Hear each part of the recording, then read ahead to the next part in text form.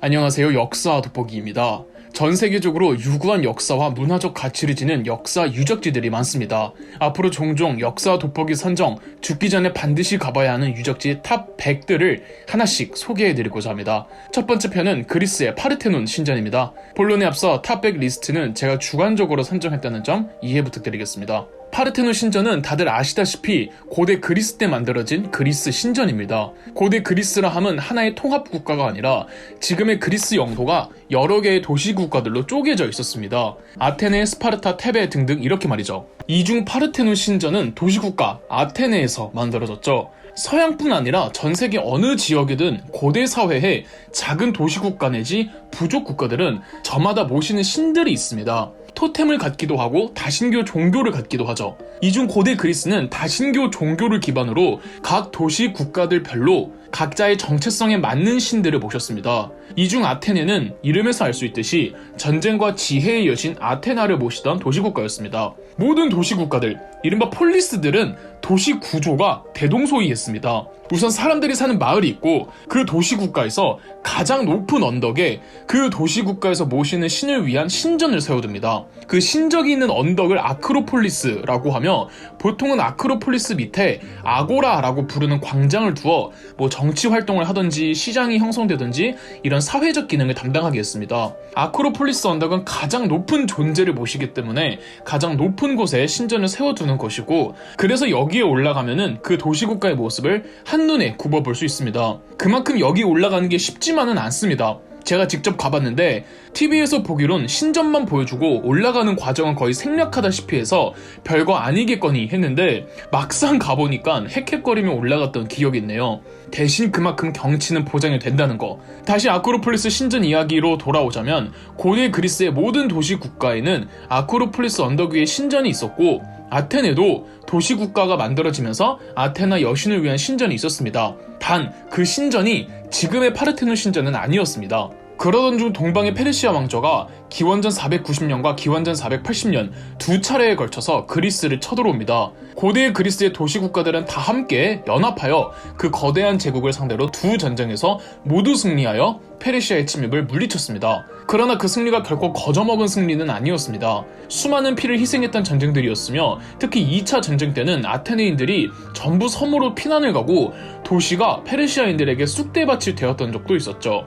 이때 아크로폴리스 언덕에 있던 아테나 신전도 심각하게 훼손되어 버립니다. 그리고 전쟁이 끝나고 아테네인들은 다시금 도시를 재건해야 했습니다. 더불어 2차 페르시아 전쟁은 아테네에게 더 도움이 됐던 부분도 있었는데요.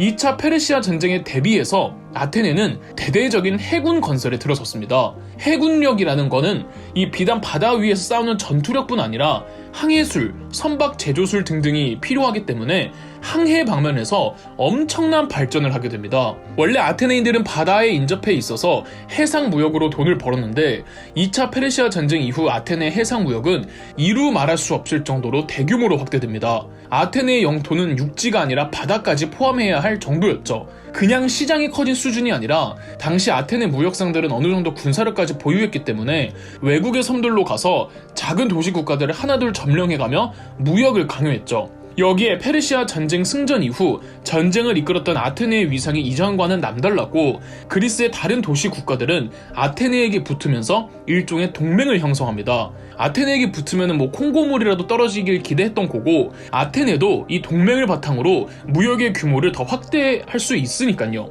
이 동맹을 델로스 동맹이라고 합니다. 엄청난 부가 아테네로 쏠렸고 아테네의 재력과 국력은 날이 갈수록 튼튼해지고 풍요로워졌습니다. 이 엄청난 부귀를 누리던 아테네를 이끌었던 아테네의 수장은 집정관 페리클레스였습니다. 연설의 귀재이자 말빨 하나만큼은 최고였던 페리클레스는 고대 그리스의 민주주의를 완성시킨 장본인으로 평가받고 있으며 도시국가 아테네를 당시 서양 문명에서 가장 잘나가는 해상 제국으로 지휘했던 아테네의 캡틴이었죠. 페리클레스는 심지어 그리스 도시국가 동맹인 이 델로스 동맹의 기금을 아테네로 가져와 앞으로 아테네가 이 동맹 기금을 관리하겠다고 합니다. 이 델로스 동맹 기금을 아크로폴리스 신전에 보관하려고 했는데 어차피 페르시아 전쟁 이후 아테네의 신전이 심각하게 훼손되어 복구해야 되는 마당에 가뜩이나 돈도 무지하게 많은 거 페리클레스는 아테네의 체면과 위상을 과시하기 위해 신전 복구 정도가 아니라 그 어떤 다른 도시 국가들은 감히 꿈도 못 꿀 정도의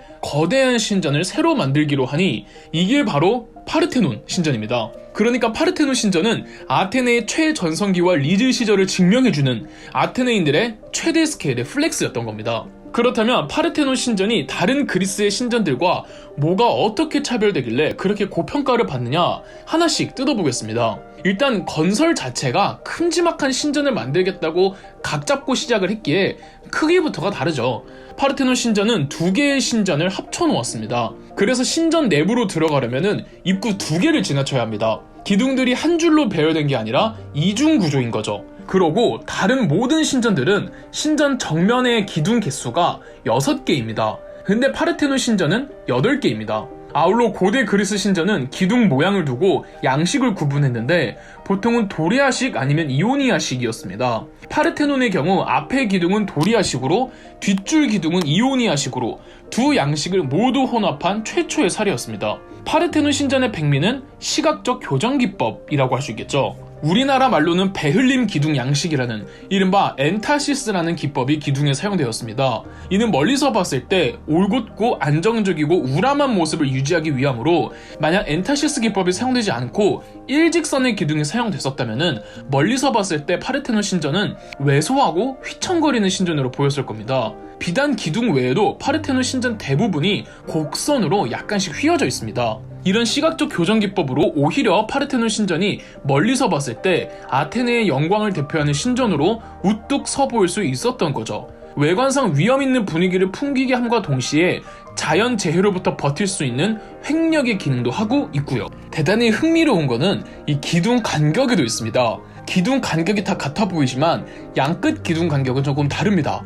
나머지는 전부 4.2m지만 양끝 기둥 간격은 3.6m죠. 이 비율은 1대 1.618이라는 황금 비율이랍니다. 이처럼 파르테논 신전은 가로뿐 아니라 수직적으로도 황금 비율을 띠고 있고요. 위대한 건축물은 치밀한 디테일의 장식까지도 화려한 법입니다. 파르테논 신전의 페디먼트와 프리지에는 페리클레스가 당대 최고로 잘나가는 조각가 페이디아스를 고용해다가 최고급 조각상들과 부조들을 끼워 넣었습니다. 파르테논 신전에 박혀있던 조각상들은 일정한 서사가 있습니다. 주로 아테네 도시국가가 형성된 신화라든지 그리스 로마 신화 속 영웅들이 악당을 무찌르는 신화를 조각으로 새겨넣어 외세의 침입에 아테네가 그리스 반도를 보호했던 역사를 시사하고 있습니다. 물론 현재 파르테논 신전의 훼손 정도가 좋은 편이 아니라 많은 부조 조각상들이 떨어지거나 부서지고 있어서 현재는 안전하게 부조 및 조각상들을 떼내어 근처 박물관에서 보관 중이랍니다. 세월이 많이 흘러 파르테논 신전이 워낙 훼손되다 보니까